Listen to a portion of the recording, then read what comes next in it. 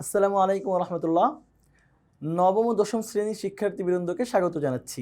আজকের ক্লাসে আমরা আলোচনা করব প্রথম অধ্যায়ের অনেকগুলো অনুধাবনমূলক প্রশ্ন নিয়ে। সৃজনশীল প্রশ্নের খ নম্বরের উত্তর দেওয়ার জন্য তোমাদের আজকের ক্লাসটি সহায়ক হবে ইনশাআল্লাহ বিইذনিল্লাহ। রিসালাতের অন্যতম উদ্দেশ্য হলো মানুষকে সত্য, ন্যায় ও সুন্দরের দিকে পরিচালনা করা। উক্তিটি ব্যাখ্যা করো। রিসালাতের অন্যতম উদ্দেশ্য হলো মানুষকে সত্য, ন্যায় ও সুন্দরের দিকে পরিচালনা করা। উক্তিটি সঠিক। কেন সঠিক বলছি আমরা? মানব জাতির হেদায়েতের জন্য আল্লাহ তাআলা যুগে যুগে বহু নবী রাসূল প্রেরণ করেছেন। নবী রাসূলগণ উত্তম চরিত্রের অধিকারী ছিলেন। আল্লাহ তাআলা যাদেরকে মানুষের হেদায়েতের জন্য প্রেরণ করেছেন তারা ছিলেন উত্তম চরিত্রের অধিকারী। তাদের জীবনীয় শিক্ষা আমাদের জন্য আদর্শ। আল্লাহ তাআলার নির্দেশে নবী রাসূলগণ মানব জাতিকে নেতৃত্ব দিয়ে মহান আল্লাহর পথে ডেকেছেন, সত্য ও ন্যায়ের পথ দেখিয়েছেন। ইহকালীন ও পরকালীন শান্তি ও মুক্তির পরকালীন শাস্তি ও মুক্তি, মানে পরকালে শাস্তি কিভাবে পাওয়া যায়, মুক্তি কিভাবে পাওয়া যায়, তার প্রতিদিক নির্দেশনা প্রদান করেছেন। এটাই হলো রিসালাতের অন্যতম উদ্দেশ্য। এই উদ্দেশ্য পূরণ করতে গিয়ে তারা মানুষকে সত্য, ন্যায় ও সুন্দরের দিকে পরিচালনা করেছেন। প্রশ্নে উল্লেখিত বক্তব্যটি সঠিক হিসেবে প্রমাণিত হলো। আমাদের এখানে প্রশ্নে বক্তব্য দেওয়া হয়েছিল রিসালাতের অন্যতম উদ্দেশ্য হলো মানুষকে সত্য, ন্যায় ও সুন্দরের দিকে পরিচালনা করা। আমরা বলছি এই উক্তিটা সঠিক, কারণ আল্লাহ তাআলা মানুষের হেদায়েতের জন্য যেই নবী রাসূলদেরকে পাঠিয়েছেন তারা উত্তম চরিত্রের অধিকারী ছিলেন। তারা মানুষকে সঠিক পথ দেখাতেন, কোনটা ভালো কোনটা খারাপ এটা মানুষের সামনে তারা প্রেজেন্ট করতেন। তারা মানুষদেরকে ইহকাল এবং পরকালে কিভাবে ভালো থাকা যায়, কিভাবে খারাপ থেকে বেঁচে থাকা যায়, কিভাবে শান্তি পাওয়া যায়, কিভাবে শাস্তি থেকে বেঁচে থাকা যায়, এই পথ দেখাতেন। সুতরাং রিসালাতের অন্যতম উদ্দেশ্য মানুষকে সত্য, ন্যায়, সুন্দরের পথ দেখানো। উক্তিটি সঠিক। এরপরে প্রশ্ন হলো আমাদের সামনে, ঈমান ও ইসলামের সম্পর্ক ব্যাখ্যা করো। ঈমান মানে হলো বিশ্বাস, আর ইসলাম মানে হলো আনুগত্য করা। এই দুইটার মাঝে কি সম্পর্ক আছে? ঈমান ও ইসলামের মধ্যে অত্যন্ত ঘনিষ্ঠ ও অবিচ্ছেদ্য সম্পর্ক বিদ্যমান। এদের একটি ব্যতীত অন্যটি কল্পনাও করা যায় না। এদের একটির অপরটির উপর গভীরভাবে নির্ভরশীল। ঈমান ও ইসলাম এই দুইটার মাঝে অবিচ্ছেদ্য সম্পর্ক, ঘনিষ্ঠ সম্পর্ক। ঈমান ছাড়া ইসলামকে কল্পনা করা যায় না, আবার ইসলাম ছাড়া ঈমানকেও কল্পনা করা যায় না। ঈমান ও ইসলাম একটি অন্যটি ব্যতীত পূর্ণাঙ্গ হয় না, মানে পূর্ণাঙ্গ হওয়ার জন্য দুইটার একত্রে প্রয়োজন, একটা ছাড়া আর একটা পরিপূর্ণতা লাভ করতে পারে না। ঈমান মানুষের অন্তরে আল্লাহ তাআলার প্রতি বিশ্বাস, অনুরাগ ও তার সন্তুষ্টি লাভের বাসনা সৃষ্টি করে, আর তাতে ইবাদত ও আনুগত্যের মাধ্যমে সজীব ও সতেজ হয়ে পরিপূর্ণ সৌন্দর্যে বিকশিত হওয়া হলো ইসলাম। ইসলাম হলো ঈমানের বহিঃপ্রকাশ। ঈমান হলো অন্তরের জিনিস, অন্তরের বিশ্বাস, আর ইসলাম হলো তার বাস্তবিক রূপ। প্রকৃতপক্ষে ঈমান ও ইসলাম একটি অপরটির পরিপূরক। দুনিয়া ও আখিরাতে সফলতা লাভ করতে হলে ঈমান ও ইসলাম উভয়টিকেই পরিপূর্ণভাবে স্বীয় জীবনে বাস্তবায়ন করতে হবে। দেখো, আমরা বলছি ঈমান ও ইসলামের সম্পর্ক ব্যাখ্যা করতে গিয়ে যে ঈমান ও ইসলাম একটি আরেকটির সাথে গভীরভাবে সম্পর্কযুক্ত, অবিচ্ছেদ্য সম্পর্ক তাদের মধ্যে বিদ্যমান। একটাকে ছাড়া আরেকটাকে কল্পনা করা যায় না, আর একটা ছাড়া আরেকটা পূর্ণাঙ্গ লাভ করতে পারে না। ঈমান মানে তো অন্তরের জিনিস বিশ্বাস করা, আর ইসলাম হলো বাহিরের জিনিস, সেটা বাস্তব রূপ দেওয়া। মনে করো আজকের আসরের নামাজ পড়া ফরজ, এটা আমি অন্তরে বিশ্বাস করি, আমার ঈমান। এরপরে আমি গিয়ে নামাজ পড়লাম, এটা হলো ইসলাম। একটা আর একটার পরিপূরক। জীবনে সফলতা লাভ করতে হলে, দুনিয়া ও আখিরাতে মুক্তি পেতে হলে আমাদের অন্তরে যেমন বিশ্বাস করতে হবে ঈমানকে, ঠিক তেমনি আমাদের বাস্তব জীবনে ইসলামের বহিঃপ্রকাশও ঘটাতে হবে। আশা করি তোমরা বুঝতে পেরেছ। তুমি কেন তাকদীরে বিশ্বাস করো ব্যাখ্যা করো। ইসলামের একটা মৌলিক বিশ্বাস হলো, ঈমানের একটা গুরুত্বপূর্ণ বিষয় হলো তাকদীর। আমি কেন তাকদীরে বিশ্বাস করি? আমি তাকদীরে বিশ্বাস করি ঈমানের পূর্ণতার জন্য, যেন আমার ঈমান পূর্ণতা লাভ করে। তাকদীরে বিশ্বাস ঈমানের মৌলিক 6টি বিষয়ের অন্যতম। তাকদীর অর্থ হলো নির্ধারিত পরিমাণ, ভাগ্য বা নিয়তি। আল্লাহ তাআলা মানুষের তাকদীরের নিয়ন্ত্রক, তিনিই তাকদীরের ভালো মন্দ নির্ধারণকারী। মানুষ যা চাই, আমরা যেটা কামনা করি, আমরা যেটা ইচ্ছা করি এমন হোক, তাই সে করতে পারে না, বরং মানুষ শুধু তার কাজের জন্য চেষ্টা সাধনা করবে। মানুষের জীবনে যা কিছু হয়, ভালো অথবা মন্দ, সব আল্লাহ তাআলার পক্ষ থেকে হয়। এটা ইসলামের শিক্ষা ও বিশ্বাস। এ শিক্ষা ধারণ করা ও এ বিশ্বাস লালন করা ছাড়া কেউ মুমিন হতে পারে না। তাই আমি তাকদীরে বিশ্বাস করি। মুমিন হওয়ার জন্য তাকদীরে বিশ্বাস করা অপরিহার্য। আমরা বলছি, আমরা আমাদের জীবনে যা কিছু ঘটতে দেখি, হতে দেখি, এটা স্বয়ংক্রিয়ভাবে হয়ে যাচ্ছে এমন না, বরং এর পিছনে একজন নিয়ন্ত্রক আছেন। তিনি যেভাবে চাচ্ছেন সেভাবে হচ্ছে। আমি আমার জীবনে যা করতে চাই হুবহু তেমন হচ্ছে না, ভিন্ন রকম হচ্ছে। এটাই হলো তাকদীর। আমি বিশ্বাস করি এই বিশ্বজগৎ, এই সৌরজগৎ, আমার জীবন, আমার আশেপাশে যা কিছু আছে, সব কিছু একজন মহান নিয়ন্ত্রকের নিয়ন্ত্রণাধীন। তিনি যেভাবে চালাচ্ছেন সেভাবে চলছে, তিনি যেভাবে হইতে চাচ্ছেন সেভাবে হচ্ছে। এটাই হলো তাকদীর। আমি যা চাই, আমি যা করতে চাই, এটা হবে না, বরং আল্লাহ যা চান, আল্লাহ যা করতে চান সেটাই হবে। আর এটা হলো ইসলামের, ঈমানের গুরুত্বপূর্ণ একটি বিষয়। এই বিশ্বাস ছাড়া কোনো ব্যক্তি মুমিন হতে পারে না। আমি মুমিন হওয়ার জন্য, ইসলামে প্রবেশ করার জন্য তাকদীরে বিশ্বাস করি। এই জন্য আমরা বলছি আমি তাকদীরে বিশ্বাস করি ঈমানের পূর্ণতার জন্য। এরপরে রাসূলুল্লাহ সাল্লাল্লাহু আলাইহি ওয়াসাল্লামের একটা হাদিস এখানে উল্লেখ করে বলা হয়েছে, বাণীটি ব্যাখ্যা করো। রাসূলুল্লাহ সাল্লাল্লাহু আলাইহি ওয়াসাল্লাম বলেছেন, উতিতু শাফাআ, আমাকে শাফাআত করার, সুপারিশ করার অধিকার দেওয়া হয়েছে। ব্যাখ্যা করো। আমাকে শাফাআত করার অধিকার দেওয়া হয়েছে, এটি একটি হাদিস যেটা আমি তোমাদের সামনে মাত্রই বললাম, উতিতু শাফাআ। এর দ্বারা কিয়ামতের দিন রাসূল সাল্লাল্লাহু আলাইহি সাল্লাম শাফাআত করবেন, এই বিষয়টি বোঝানো হয়েছে। কিয়ামতের দিন রাসূল করিম সাল্লাল্লাহু আলাইহি সাল্লাম শাফাআত করবেন, এটা এই হাদিসের মাধ্যমে বোঝানো হয়েছে। শাফাআত শব্দের অর্থ সুপারিশ করা, অনুরোধ করা। ইসলামী শরীয়তের পরিভাষায় কল্যাণ ও ক্ষমার জন্য। কল্যাণের জন্য কি? একজন আল্লাহর কাছ থেকে ক্ষমা পেয়েছে, কিন্তু তাকে আরও উপরে উঠানোর জন্য। আরেকজন ক্ষমা পায় নাই, তার ক্ষমার জন্য আল্লাহ তাআলার নিকট নবী রাসূল ও নেক বান্দাগণের সুপারিশ করাকে শাফাআত বলে। কিয়ামতের দিন নবী রাসূল ও নেক বান্দাগণ আল্লাহর নিকট সুপারিশ করবেন। আল্লাহ তাআলা এসব শাফাআত কবুল করবেন এবং বহু মানুষকে, এই যে সুপারিশ করবেন, আল্লাহ এটা কবুল করে বহু মানুষকে জান্নাত দান করবেন।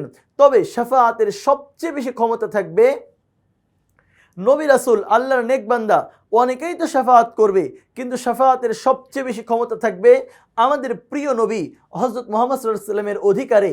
এই কথাটাই প্রশ্নে উল্লেখিত হাদিসে বলা হয়েছে যে উতিতু শাফাআ, আমাকে শাফাআত করার অধিকার দেওয়া হয়েছে। শাফাআত করার ক্ষমতা তো আরও অনেকের থাকবে, কিন্তু সবচেয়ে বেশি শাফাআত করার ক্ষমতা থাকবে আমাদের প্রিয় নবী হযরত মুহাম্মদ সাল্লাল্লাহু আলাইহি ওয়াসাল্লামের।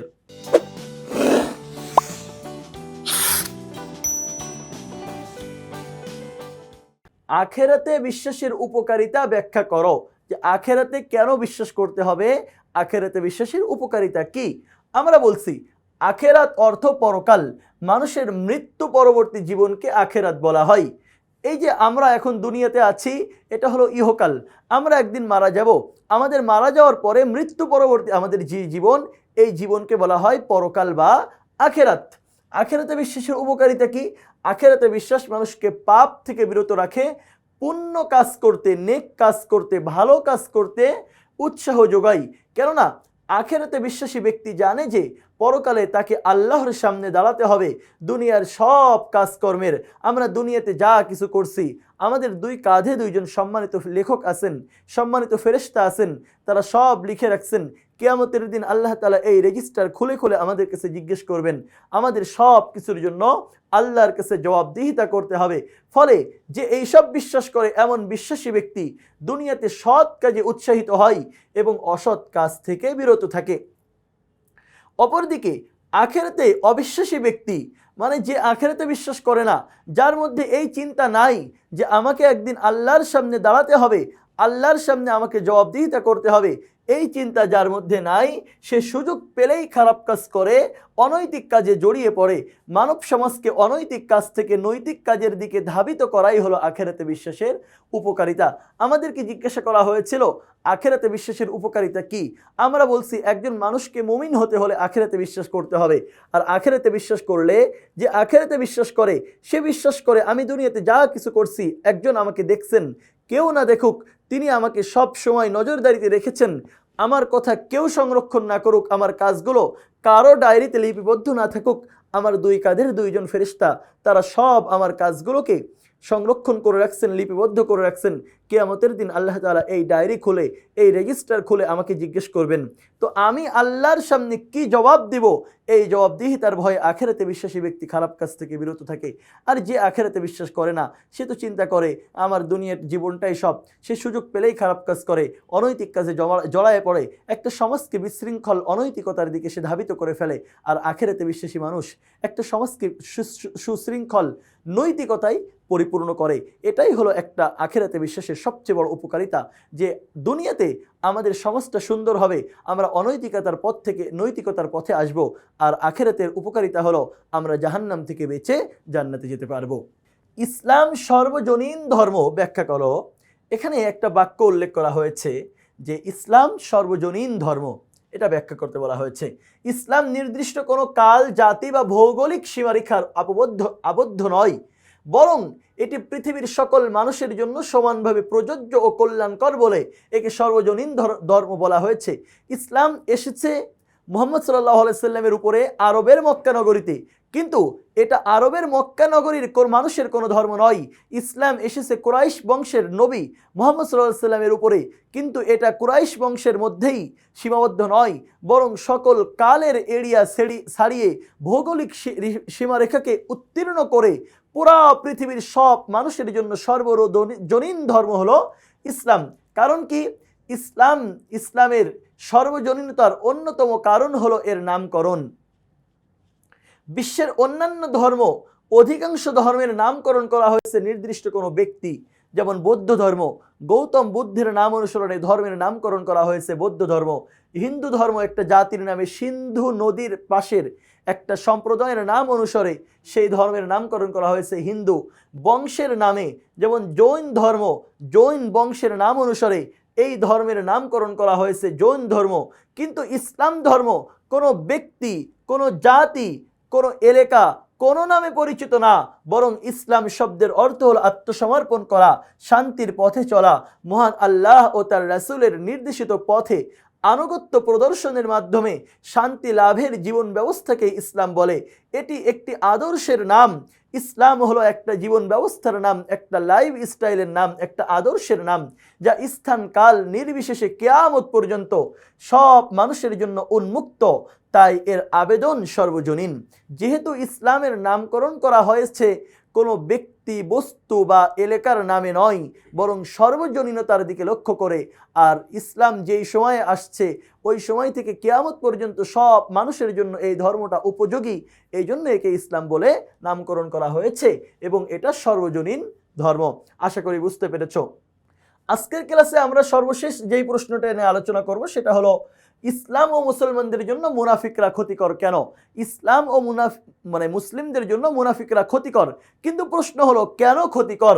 আমরা বলছি মুনাফিকরা ইসলাম ও মুসলমানদের জন্য ক্ষতিকর কারণ তারা মুসলমানদের সাথে মিশে গোপনে ইসলামের শত্রুদের সাহায্য করে।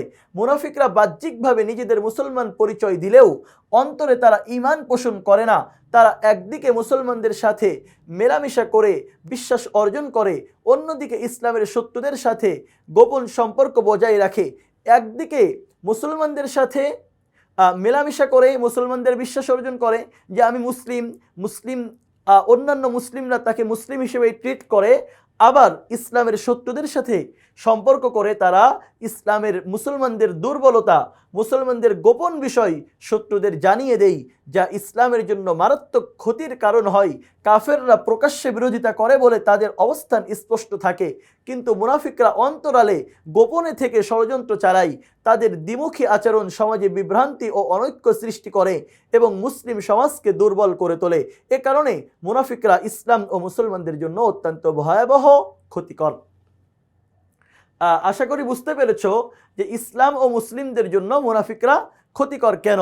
যে আমরা বলছি যারা কাফের তারা তো সরাসরি নিজেদেরকে কাফের বলে পরিচয় দেয়, কিন্তু যারা মুনাফিক তারা নিজেদেরকে মুসলিম বলে পরিচয় দিয়ে ইসলাম ধর্মের দুর্বলতা, ইসলামের গোপন বিষয়গুলো তারা জেনে এরপর ইসলামের শত্রুদের কাছে জানিয়ে দেয়, তখন শত্রুরা আমাদেরকে ক্ষতি করার সুযোগ পাই। এই জন্য আমরা বলছি ইসলাম ও মুসলমানদের জন্য মুনাফিকরা ক্ষতিকর। দেখো, তোমার যেই শত্রু সম্পর্কে তোমার জানা আছে সে তোমার শত্রু, তুমি তার পাশে যাও না, সে তোমার কাছে আসে না, সে তোমাকে ক্ষতি করার সুযোগ পাই কম। কিন্তু যে তোমার গোপন শত্রু, যাকে তুমি বন্ধু মনে করো, সে চাইলেই তোমার অনেক বড় ক্ষতি করে ফেলতে পারে। মুনাফিকরাও এভাবেই মুসলমানদেরকে ক্ষতি করে।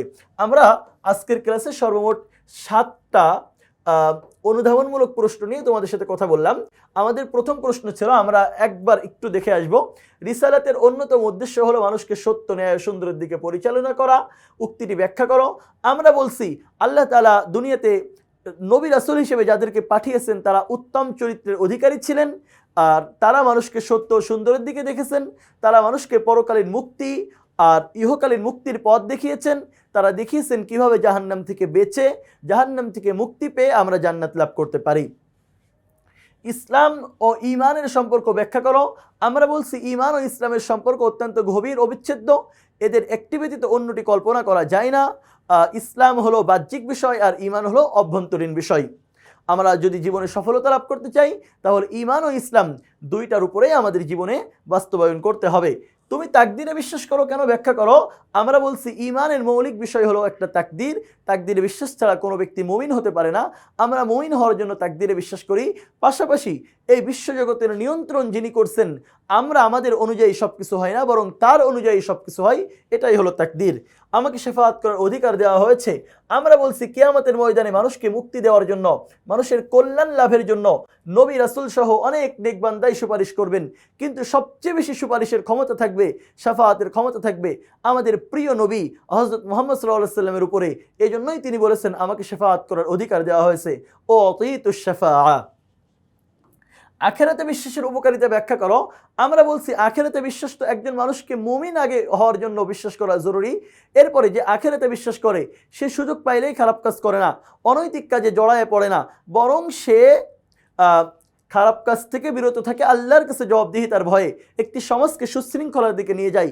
আর যে আখিরাতে বিশ্বাস করে না, সে তো মনে করে দুনিয়ার জীবনটাই সব, তখন সে সুযোগ পেলেই খারাপ কাজ করে, অন্যায় কাজ করে। ইসলাম সর্বজনীন ধর্ম ব্যাখ্যা করো। আমরা বলেছি ইসলাম সর্বজনীন ধর্ম, কোনো জাতি, গোষ্ঠী বা কালের জন্য কোনো ভৌগোলিক সীমারেখায় ইসলাম আবদ্ধ নয়, বরং ইসলাম এই সব কিছুর ঊর্ধ্বে। এর অন্যতম কারণ হলো এর নামকরণ। কারণ ইসলামকে এর নামকরণ করার জন্য কোনো ব্যক্তি, বস্তু বা সমাজকে উল্লেখ করা হয়নি। ঈমান, এই ইসলাম ও মুসলমানদের জন্য মুনাফিকরা ক্ষতিকর কেন, ব্যাখ্যা করো। আমরা বলছি মুনাফিকরা হলো ইসলামের গোপন শত্রু, আর প্রকাশ্য শত্রু একজন মানুষকে যে ক্ষতি করতে পারে তার চেয়ে গোপন শত্রু আরও বেশি ক্ষতি করতে পারে। যেহেতু মুনাফিকরা গোপন শত্রু, এই জন্য ইসলাম মুসলমানদের জন্য তারা ক্ষতিকর। আমরা আরও বেশ কিছু অনুধাবনমূলক প্রশ্ন আলোচনা করব প্রথম অধ্যায়েরই, সেগুলো আগামী ক্লাসে ইনশাল্লাহ। আজকে বিদায় নিচ্ছি, পরবর্তী ক্লাস দেখার আমন্ত্রণ জানাচ্ছি। আল্লাহ হাফেজ, আসসালামু আলাইকুম ওয়া রাহমাতুল্লাহ।